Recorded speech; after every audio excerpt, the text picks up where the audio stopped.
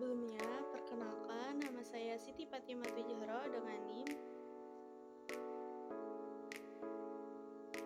Di sini saya akan menjelaskan mengenai sistem reproduksi wanita dan pria. Tonton sampai habis ya.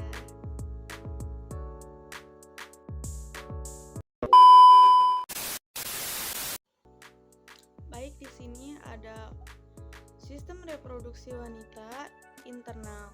Bagian internal dari sistem reproduksi wanita terdiri dari beberapa organ yang saling berinteraksi untuk mendukung proses reproduksi. Terdiri dari vagina. Vagina merupakan kanal otot yang menghubungkan serviks bagian terbawah rahim dengan tubuh bagian luar.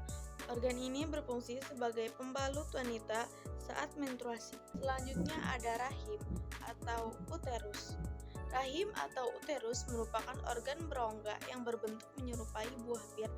Bagian ini akan menjadi tempat bagi janin untuk tumbuh dan berkembang sebelum melahirkan, berfungsi sebagai menyongsong perkembangan embrio pada tahap awal.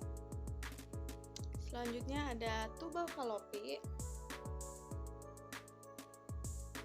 Tuba falopi atau oviduk adalah dua saluran kecil yang masing-masing menghubungkan ujung kiri dan kanan rahim atas dengan kedua ovarium.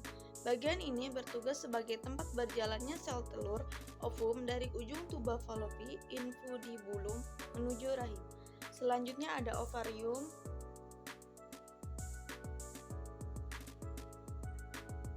Ovarium merupakan organ berbentuk lonjong yang terletak di samping kanan dan kiri rahim. Fungsi utamanya adalah untuk memproduksi ovum, hormon estrogen, serta hormon progesteron. Selanjutnya, sistem reproduksi wanita bagian eksternal. Sistem reproduksi wanita bagian eksternal atau alat reproduksi wanita bagian luar berfungsi untuk melindungi organ reproduksi bagian dalam dari infeksi serta sebagai jalur masuk sperma ke dalam tempat terjadinya pembuahan. Adapun organ-organ bagian eksternal diantaranya labia majora, bibir besar merupakan bagian terluar dari sistem reproduksi wanita yang berfungsi untuk melindungi sistem reproduksi wanita bagian luar lainnya. Selanjutnya ada labia minora. Labia minora, bibir kecil adalah organ reproduksi wanita yang memiliki berbagai bentuk dan ukuran. Organ ini terletak tepat di dalam labia majora dan mengelilingi bukaan ke vagina serta uretra, saluran yang berfungsi untuk membawa urin keluar tubuh. Selanjutnya ada klitoris. Klitoris adalah tonjolan kecil yang terletak di antara labia minora. Klitoris seringkali menjadi titik rangsang wanita saat berhubungan seksual, karena tempat tersebut memiliki sekitar 800 ujung saraf sehingga membuatnya sensitif terhadap rangsangan. Selanjutnya ada kelenjar Bartholin. Kelenjar Bartholin adalah organ reproduksi wanita yang terletak di setiap sisi lubang vagina. Fungsinya adalah untuk mengeluarkan cairan atau lendir guna melumasi area vagina. Selanjutnya ada lubang vagina. Lubang vagina merupakan bagian luar dari vagina yang menjadi tempat keluarnya darah saat menstruasi, serta sebagai jalan lahir. Selain itu, lubang ini juga berperan sebagai tempat masuknya penis ke dalam vagina saat berhubungan seksual. Selanjutnya ada hymen. Hymen adalah lipatan membran atau jaringan tipis yang menutupi sebagian dari vagina. Membran ini akan berbentuk selama masa perkembangan janin hingga lahir. Berikut gambarnya.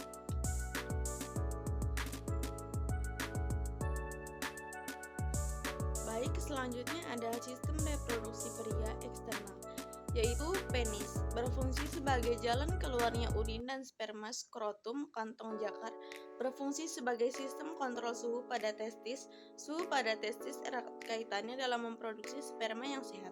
Testis berfungsi untuk memproduksi sperma dan hormon testosteron, hormon utama pada pria. Berikut gambarnya.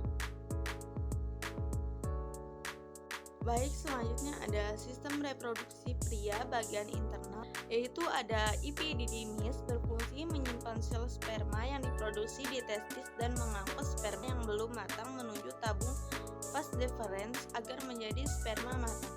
Selanjutnya ada kelenjar prostat berkontribusi dalam memberikan cairan tambahan untuk proses ejakulasi. Cairan prostat juga membantu sperma agar tetap sehat. Selanjutnya ada kelenjar Cowper atau bulburetral berperan dalam menghasilkan cairan yang berfungsi untuk melumasi uretra dan menetralisir keasaman yang mungkin ada karena tetesan sisa urin. Selanjutnya ada kelenjar bulburetral berperan dalam menghasilkan cairan yang berfungsi untuk melumasi uretra dan menetralisir keasaman yang mungkin ada karena tetesan sisa urin. Selanjutnya ada vesicula seminalis berfungsi menghasilkan cairan fruktosa yang digunakan sperma sebagai sumber energi ketika bergerak. Selanjutnya ada uretra, saluran yang membawa urin atau sperma keluar tubuh. Selanjutnya ada vas deferens, yaitu tabung yang berfungsi untuk mengangkut sperma matang menuju uretra dalam persiapan untuk ejakulasi. Baik, berikut ada gambar sistem reproduksi pria bagian internal.